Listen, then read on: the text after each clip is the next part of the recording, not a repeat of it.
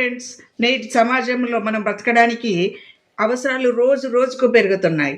ఈ అవసరాలను తీర్చుకోవడానికి అప్పుడప్పుడు మనము ఒక బ్రహ్మరాక్షసి బారిన పడతాం. ఆ బ్రహ్మరాక్షసి ఏంటండి? వడ్డీ. మరి వడ్డీ ఎక్కడి నుంచి వస్తుంది?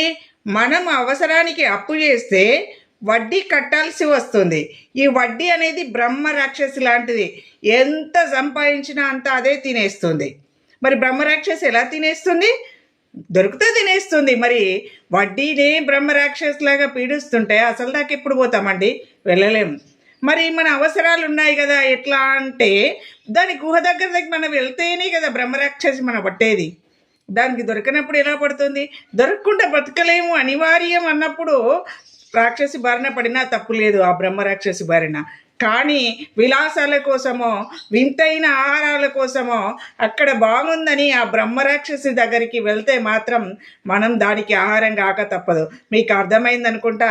మన అవసరానికి ఆ అవసరం ఖచ్చితంగా చేయాల్సిందైతే మాత్రమే అప్పు జోలికి వెళ్ళాలి. లేనప్పుడు విలాసాలకో వింత విషయాలకో వెళ్ళకపోవడం మంచిది.